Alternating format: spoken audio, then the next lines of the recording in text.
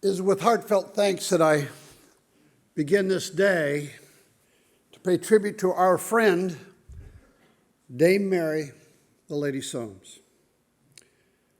Lady Soames was history's daughter, as proclaimed by Vogue magazine in August of 2012. She took her responsibilities seriously and with aplomb. Whether leading the 481 battery in action at Hyde Park as a 20-year-old or hosting a gala dinner party at the British Embassy in Paris, a time which Mary herself referred to as her posh life. She was also hosted dinner parties in Rhodesia, now Zimbabwe. She dined with Roosevelt, Stalin, Churchill, of course, and Harry Truman, or accompanied her papa on his many travels. She was extremely proud to have chaired the National Theater, where she got to know all of the cleaning ladies as well as the artistic aristocracy. Mary met and dined with the greatest of the great. In addition to presidents, generals, and kings, she was friends with Charlie Chaplin, Lawrence of Arabia, Randy Barber, and Lawrence Geller, to name but a few of the glitterati. Mary Soames was a great giver, a giver of time, talent, warmth, and model. Her commitment to Chartwell, the National Trust, the Churchill Memorial Trust, the Churchill Archive Center, and the National Theater were critical to their very existence, as well as their longevity. Most of us came to know Mary Soames as the patron of our Churchill Center. She attended many, in fact, most of the international conferences such as this, and she was always front and center. She would say, "Please don't treat me like an old lady," firmly turning down almost all offers of assistance. Many of us have special and very personal stories of Mary, and I urge you these next day or two to take some time together to share those stories and keep them green. Among my personal favorites was once in 2010. Judy Cambusted hosted a special dinner at the Temple Bar overlooking St. Paul's Cathedral. I found myself seated next to Mary. And as is the custom following dinner, the pre-printed menus were passed among the guests to sign and keep as a memento of the occasion. Like most Americans, I scribbled some indecipherable lines and handed my program to the right. And suddenly, whack! I was hit along on the arm, and then again. And Mary admonished, "What is this, chicken scratch? People want to read your signature, now sign it properly."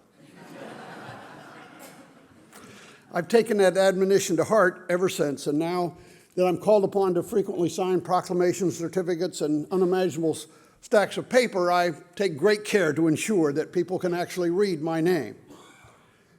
Whether climbing a sand dune in the Sahara, as she did in 2002, or traipsing up a steep walkway in the south of France, as she did with us in 2010, Mary was always on the job, out in front, in the lead, and firmly in control. She kept us honest and suffered no assumptions. She was an intrepid warrior and lived her life at her father's pace. It is often said that an acorn cannot thrive in the shadow of a great oak. Mary proved that to the contrary. She was an excellent writer, a historian, and a public speaker. She never sought the limelight. She knew how to be the daughter of a great man and keep a great legacy. Mary once wrote to her father that it was hardly to be expected that her own family should inherit your genius, but I would earnestly hope that they may share in some way the qualities of your heart.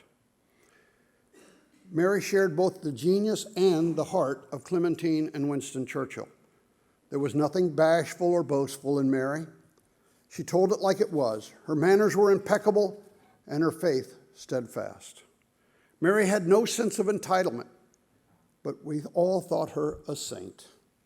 No one was ever too big or too small. Her personal touches were sincere and warm.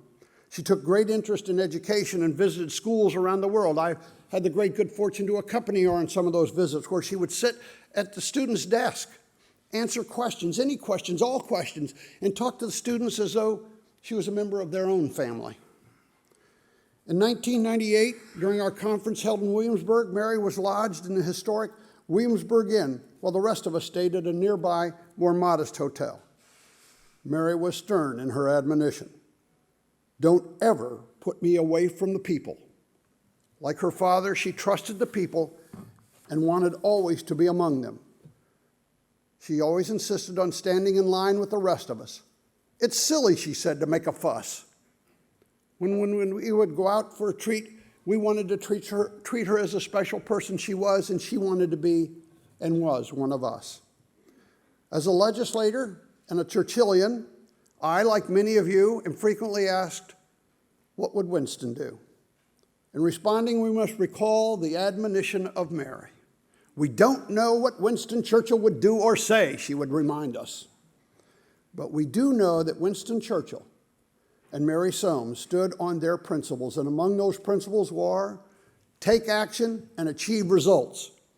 So as we go forward from this place today, let us remember Mary's rule. Keep the record accurate and the memory green. We here today shall forever remember Dame Mary, the Lady Soames, our Mary, and we shall keep her memory green and hold her example dear. Thank you very much.